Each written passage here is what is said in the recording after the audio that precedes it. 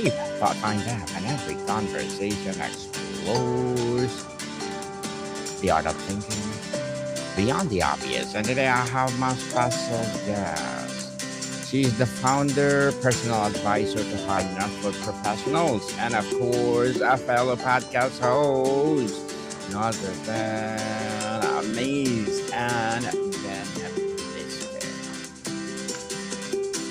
Hi, so nice to be here. Welcome, Miss Anne Benveniste, and thank you so much for being part of my abstract essay. And can you please introduce more about yourself that I Sure. I'm a coach. I call myself an alignmentologist, and I'm also a podcast host. But really what I do is I help people launch new chapters of their life by tapping into their creativity. I'm really interested in the idea of becoming the artist of your life. So, yeah, I think a lot of us think that we aren't creative or we're not in touch with our creativity. And in my experience, it's really once you tune into your unique form of creativity and start expressing that you're able to unlock whatever's coming next for you, and you're able to align your career and your life in a way that works for you. We like that, Miss Anne, to align. And thank you so much for aligning your wisdom and knowledge and abstract essay. And today let's talk about building life with character, finding yourself beyond external success.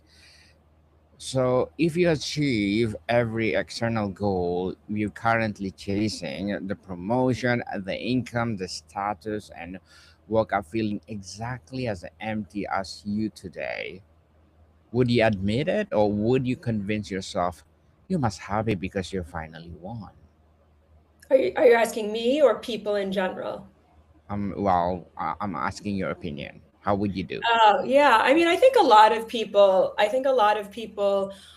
approach life from a position of ticking the boxes and following the rules and looking at what are the success structures that I see around me, and let me just mold myself onto that path. And it's we're taught in school to work hard and apply yourself to whatever you're thrown into to succeed and get the A. And when you apply that to life, you can achieve the results that you described, where you have achieved and ticked all the boxes and done all the things that seem right, but then you feel empty inside. And usually that's because you are not actually listening to what's inside and what you actually want, which is normally probably a little bit less conventional than what you've been molding yourself into.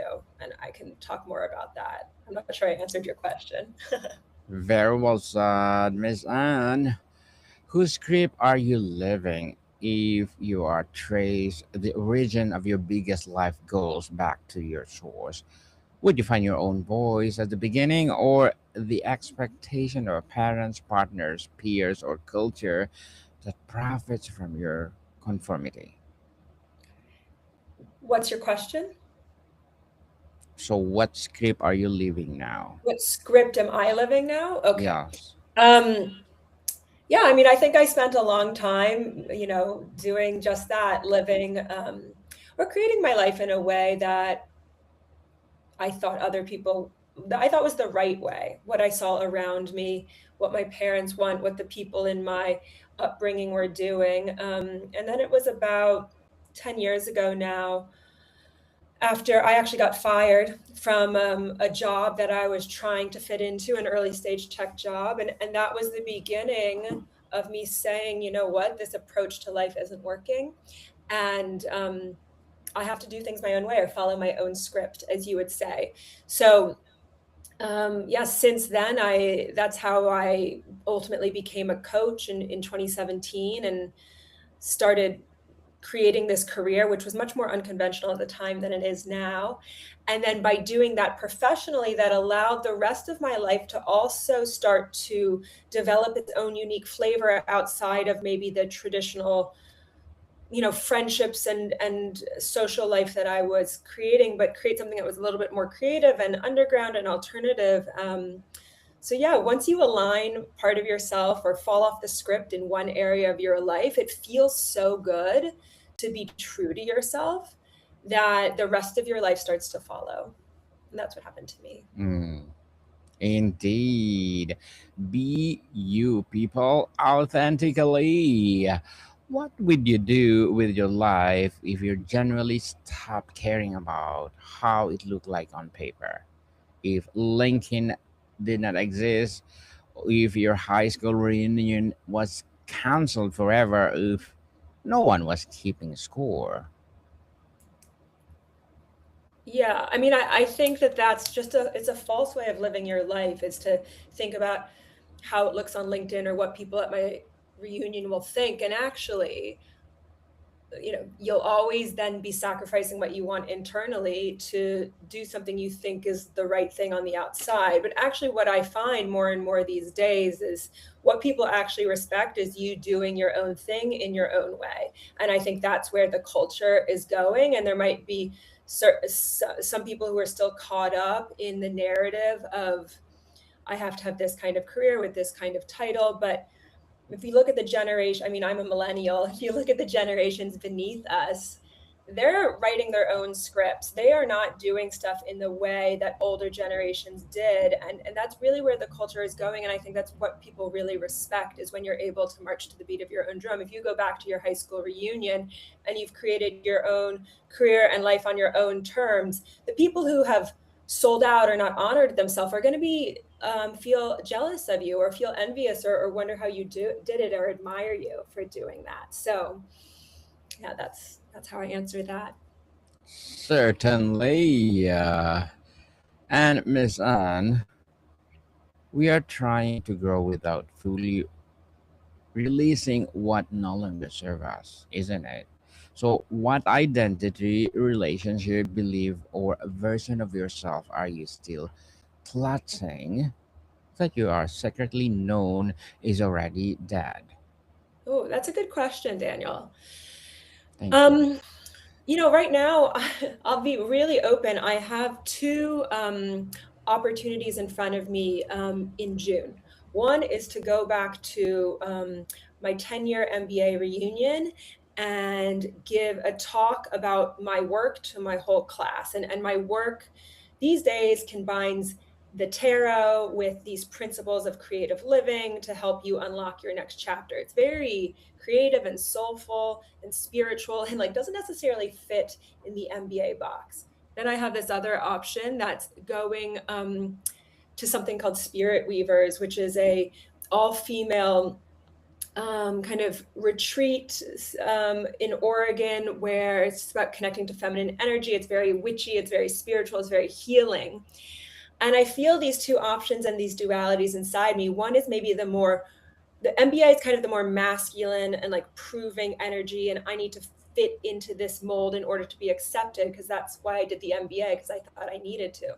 Where the Oregon retreat female thing feels more exciting and more playful.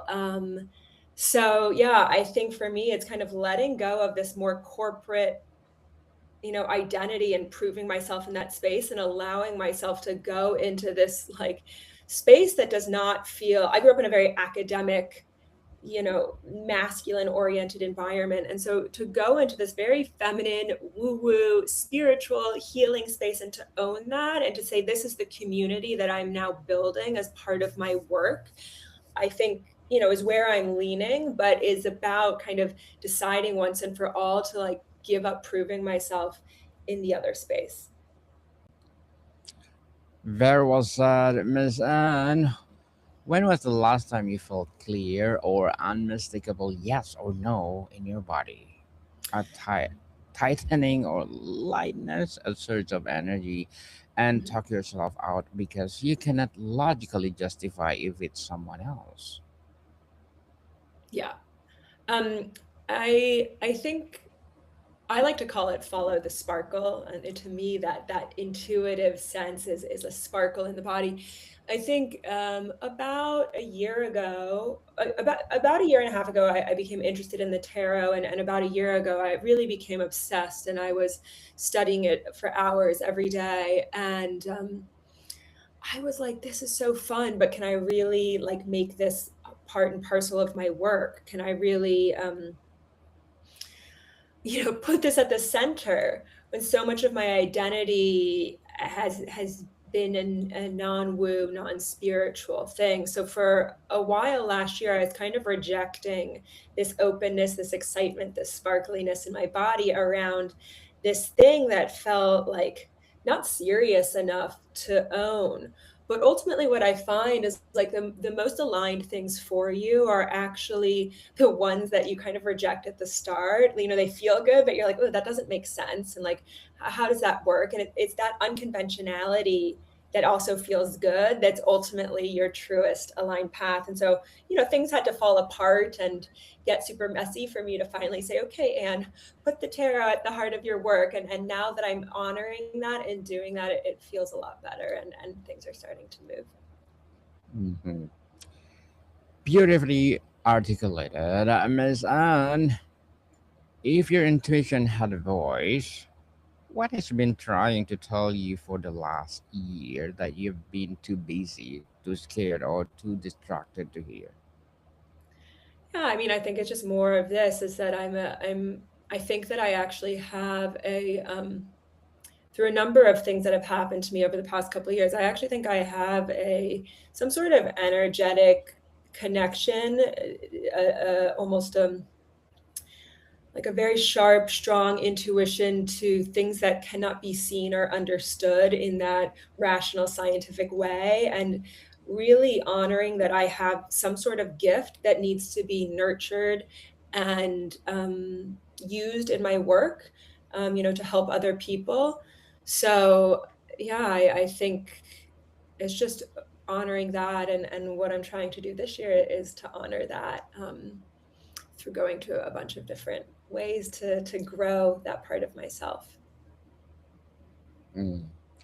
So, Miss Anne, the Empress asks, what is your sparkle? What activity, conversation, or experience made you lose track of the time this past year?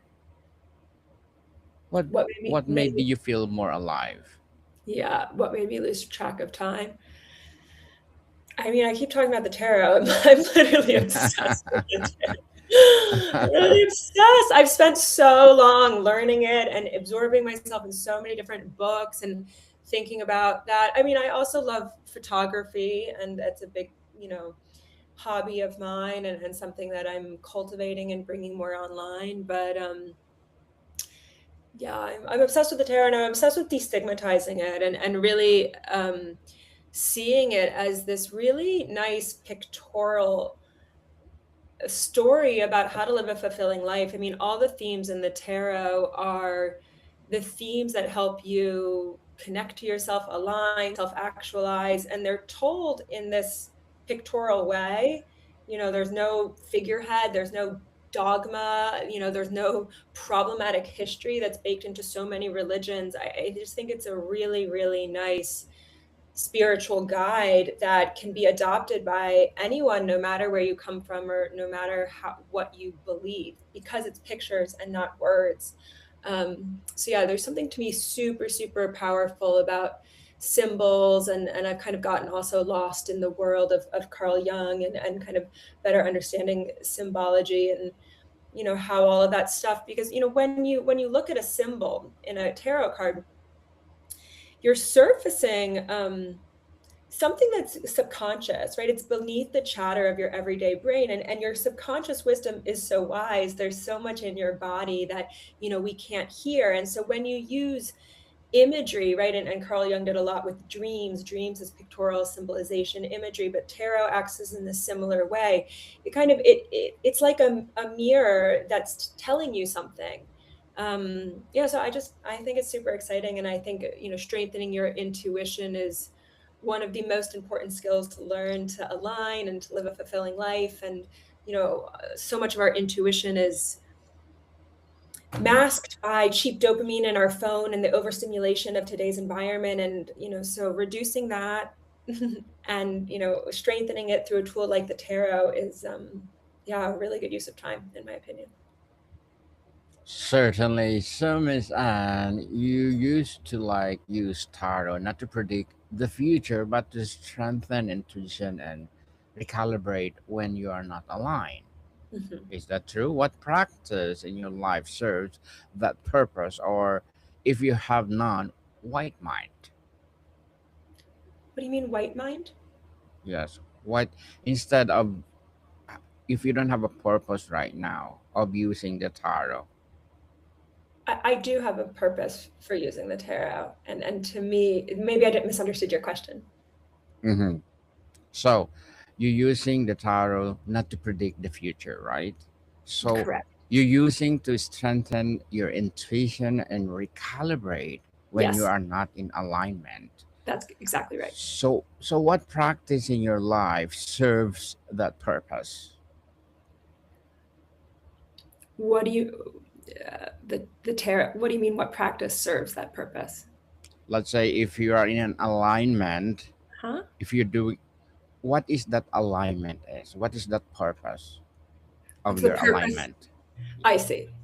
I mean, I think whenever you're growing, if I've understood you correctly, tell me if I Yes. haven't. Whenever you're growing and becoming someone new, that's a very vulnerable moment because one version of you no longer feels like you, but the new version of you isn't fully formed. And so when you're in this very, it's like you've just shedded a skin and your new skin hasn't formed. So you're very vulnerable and you're vulnerable to other people's opinions. You're vulnerable to reattaching to someone else's idea of success and disconnecting from yourself. And so it's really important. Like for me, any moment of transition is a great moment for the tarot. And so for me, I'm going through this transition where I built a whole career that was, a whole business rather, that was around career alignment and career fulfillment and kind of helping people who feel lost and stuck in their careers. It's very like an amazing program. I'm super proud of it, but I was feeling like I wanted to become this more creative and spiritual person in business. And so I've been using it in this moment of transition for myself, which has been the past year and really one of the hardest years of my life. Because, every transition teaches me something new about becoming someone new. And this year, I've had to really learn how to, because I've had no tether, I've had nothing to latch on to. It's really the whole progression through this transition is like really self-generated on my own creative ideas. So really what I'm learning is how to be a really a creative person and tap into my creativity and create. And it's a different way of living to, when you're used to living in a more academic or corporate structure way where there is like something to latch onto and something that you're following. When you're really carving your own path, when there is no path in front of you because you're building it yourself, you have to tap into your creativity. And so that's been the journey, and that's where tarot has really been helping me, because tarot gives you all the themes that help you do that. Interesting, Miss Anne. And who in your life benefits from staying small, staying predictable, staying in the role they've assigned you? Are you willing to disappoint them to become yourself? Well, yes. I mean, this is what I do professionally. So, that's like been a huge learning for me. Who benefits? I mean, it's just people who haven't done as much work, right? People who don't want to change, people who aren't betting on themselves, growing themselves, exploring themselves, cleaning up whatever friction is in their body.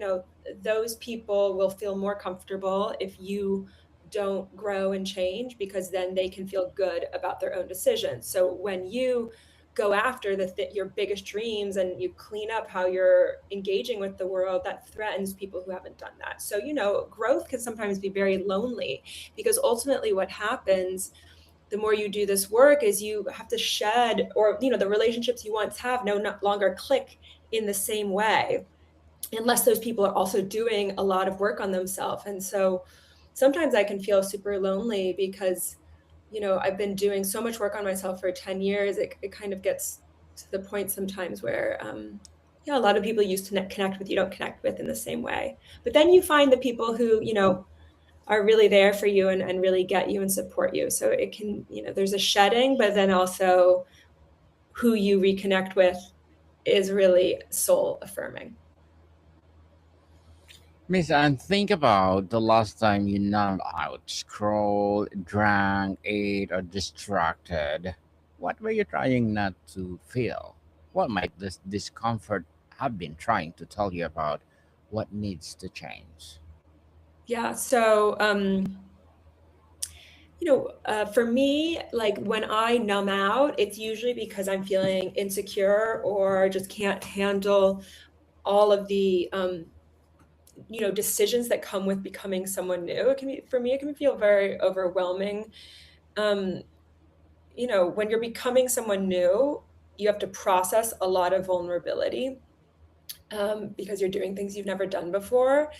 And, there's just a lot more like new decisions. And so, what I've ultimately found, first of all, I've become obsessed with the brick, which it's like, this is not sponsored, but I'm obsessed. And because it gave me my life back, I was kind of getting a little bit addicted to Instagram and being on there too much because I was doing so much new stuff at once. So really creating, the mental space to process, and learn all the stuff that comes with growth, but then also, creating the actual space, like boundaries, like less, I have had to do less socializing and, you know, just commit to less in my life so that it takes a lot of energy to manifest and grow. And you have to create the space in your life to do that. So yeah, I think though, yeah, the vulnerability is uncomfortable. So yeah, that's where I'm. Definitely. Miss Anne, before we wrap up our discussion for today, I'm inviting you to please do listen to my other podcast, people, because my abstract essay is already in sixth season, abstract poetry in third season, and my book 101 review in sixth season too, the comedy 101 fourth season, and my food 101 in sixth season as well, geography 101, love letters, movie 101 review, music 101 are in fifth season, science 101, sex 101 fourth season, and my baby podcast, trivia 101, motivation 101, spiritual awakening 101, entrepreneurship 101, law 101, mental health 101, and coaching 101, as well as my Bible verses 101. Please listen to them wherever you listen your podcast. So, Miss Anne, if you died 5 years from now and could only be remembered from one thing, not your resume, not your status, but the quality of your presence and depth of your connections, the courage of your choice, what would you want that one thing to be? And are you willing or are you living in a way that makes that possible today?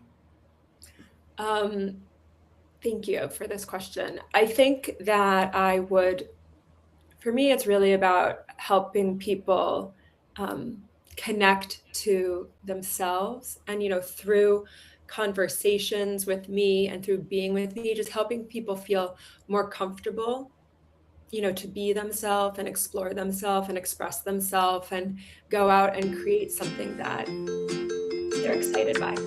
So yeah, that's what I'd want to leave people with, and that's what I'm doing on a daily basis. So yeah, I do feel aligned.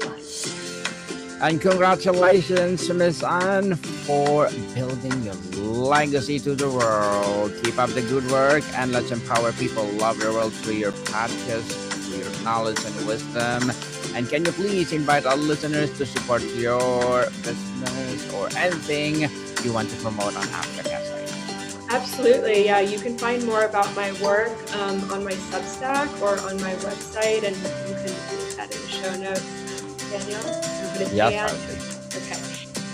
Yeah, I do a lot of writing. I have workshops in New York City, and yeah, and I have a podcast, Character, which talks a lot about these themes where I interviewed New Yorkers. So thank you so much for having me, Daniel. you are most welcome. Yes, people, let's support Miss Anne because if you support her for sure, more and more empowering episodes of the podcast itself, more and more empowering, well, business or coaching lives. So, Miss Anne, thank you so much for your time. Thank you, Daniel. Have a wonderful day. Nice to connect. Likewise, more to come, people. See you soon.